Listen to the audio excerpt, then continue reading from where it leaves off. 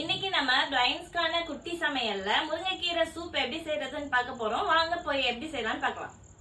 நம்ம முருங்கைக்கீரை சூப் செய்யறதுக்கு ஃபர்ஸ்ட் ஒரு பேஸ்ட் ரெடி பண்ண போறோம். அதுக்கு ஒரு மிக்ஸி ஜார் எடுத்தாச்சு. அதுல நான் 1/2 டீஸ்பூன் சோம்பும் 1/4 டீஸ்பூன் கசகசா ஒரு பிஞ்சு மஞ்சத்தூள் போட்டிருக்கேன். அதுக்கப்புறமா 1/2 டீஸ்பூன் சீரகமும் ஒரு 10 மிளகும் சேர்த்திருக்கோம். இதை ஃபர்ஸ்ட் நம்ம அரைச்சிட்டு வந்துடலாம். நம்ம சோம்பு சீரகம் கசகசா மிளகு மஞ்சத்தூள்லாம் போட்டு பவுடர் பண்ணி எடுத்துட்டு வந்தாச்சு.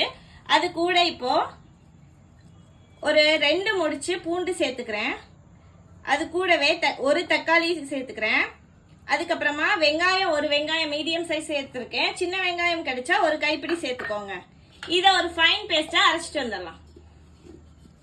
இப்போ நம்ம 3 லிட்டர் குக்கர் எடுத்திருக்கோம். இது ஒரு கட்டு கீரை முருங்கைக்கீரை எடுத்திருக்கோம். நல்லா வாஷ் பண்ணி எடுத்து வச்சாச்சு. அது எல்லாத்தையும் குக்கர்ல சேர்த்துட்டேன். இப்போ நம்ம ஃபைன் பேஸ்டா அரைச்சிட்டு வந்தோம்ல ஒரு விழுது, அதையும் நம்ம உள்ள சேர்த்துக்கலாம்.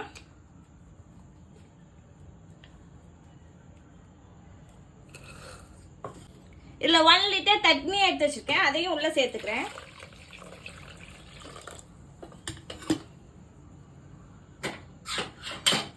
இதெல்லாம் சேர்த்து ஒரு கிளறி விட்டுருக்கோம்.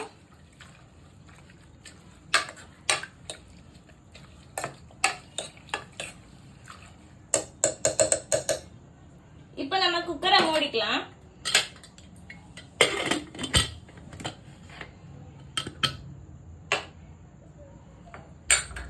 அடுப்பை ஆன் பண்ணியாச்சு. சிம் பண்ணிட்டு குக்கரை பிளேஸ் பண்ணிப்போம்.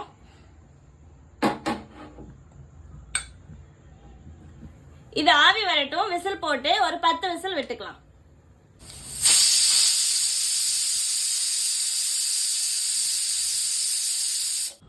நமக்கு இப்ப 10 விசில் ஸ்டீம் எல்லாம் அடங்கிச்சு. எப்படி இருக்குன்னு திறந்து பார்த்துடலாம்.